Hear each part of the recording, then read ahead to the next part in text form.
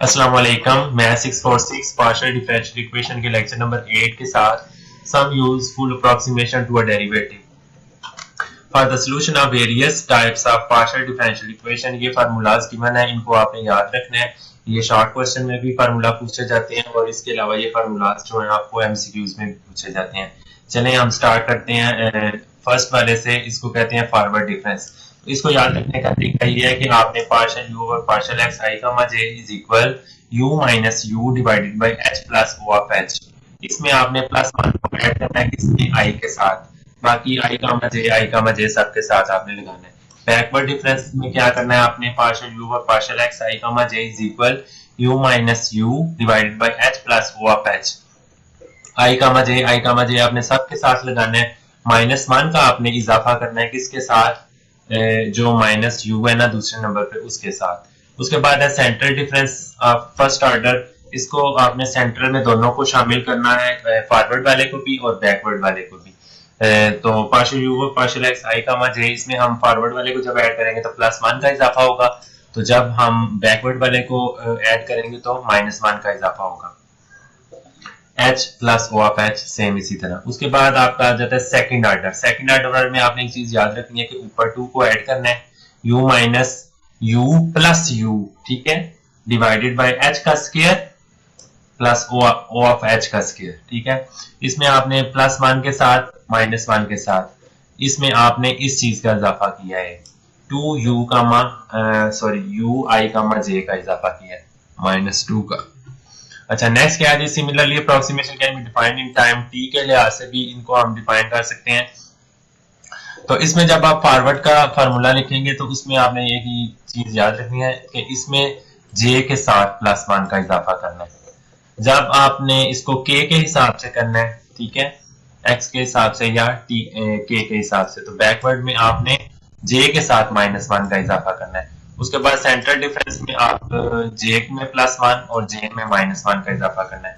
उसके बाद है central difference of second order, j में इजाफा करना है और जे के साथ माइनस वन का इजाफा करना है, और माइनस टू आई का जे, नीचे आप एच की जगह के आ जाएगा, के का स्क्वायर प्लस ऑर्डर ऑफ के का स्क्वायर। अच्छा, नेक्स्ट देखते हैं example number 1। Find the numerical solution of the following heat equation by forward difference of method, explicit method by taking h is equal to 0.2। आपने एक बात याद रखनी है कि इसके अंदर जो फर्स्ट डायमेंशन हीट इक्वेशन है ना, वो है पार्शियल यू और partial T is equal to alpha square partial square U और पार्शियल एक्स स्क्वायर। उसकी बाउंड्री कंडीशन जो है वो आपको ये दी हुई है, ठीक है। उसके बाद आपको ये वैल्यू दी हुई है। The exact solution of the given equation, ये इसका एग्जैक्ट सॉल्यूशन दिया हुआ है। आपने क्या करना है, इसको सॉल्व करना है। तो इसको आपने जब सॉल्व करना है तो आपने याद रखना है ये जो पार्शियल यू और पार्शियल टी है ना, इसको क्या कहते हैं, फॉरवर्ड डिफरेंस।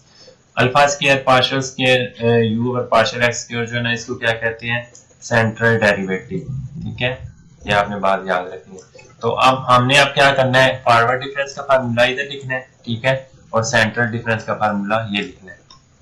अब इन दोनों को लिखने के बाद आपने क्या काम करना है, फॉरवर्ड का, ठीक है, बैकवर्ड सेंट्रल डिफरेंस का फार्मूला लिख लिया। अब आपने क्या करना है, के को आपने दूसरी साइड पे, इधर डिवाइड हो रहा है, दूसरी साइड पे जाके आपने इसको क्या करना है, मल्टीप्लाई कर देना है।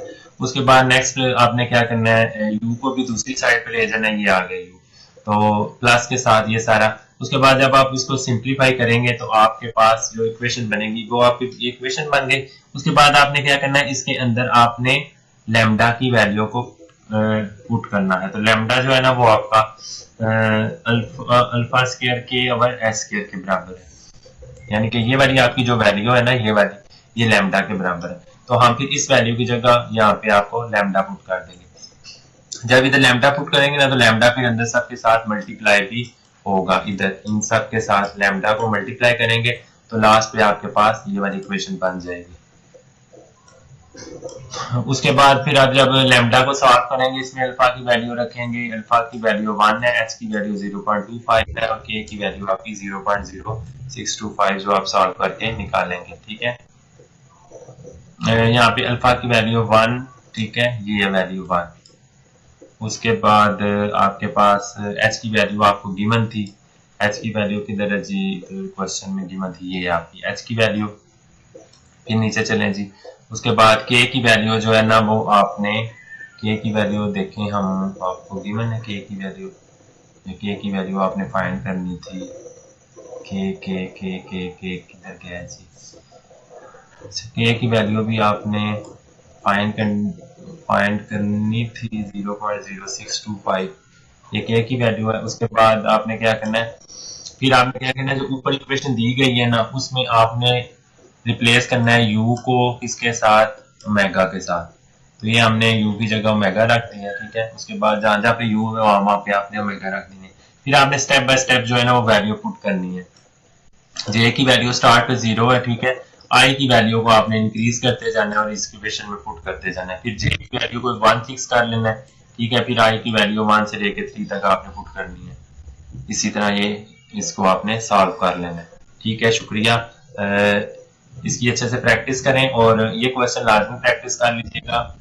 इतना लेंथी क्वेश्चन तो पेपर में आता नहीं है, लेकिन वो आपसे ये पूछ सकता है कि लैम्डा की वैल्यू निकाल दें, ठीक है।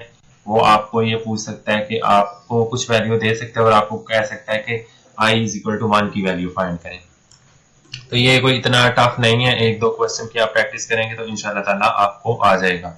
और ये जो फार्मूलाज है ना ये शॉर्ट क्वेश्चन में मस्ट आते हैं और एमसीक्यूज में भी मस्ट आते हैं। जस्ट आप एक तो इन फार्मूलाज को याद कर लें, दूसरे नंबर पे आप इनके डिफरेंस को अपने माइंड में रखें ताकि एमसीक्यूज आप अच्छे से मार्क कर सकें। बहुत शुक्रिया, दुआ में याद रखने, चैनल को लाजमी लाइक और सब्सक्राइब कर दें। अपना बहुत ज्यादा ख्याल रखें और साथ साथ तैयारी करें ताकि आपको लास्ट पे फिर मुश्किल ना हो। बहुत शुक्रिया, थैंक यू, अल्लाह हाफिज।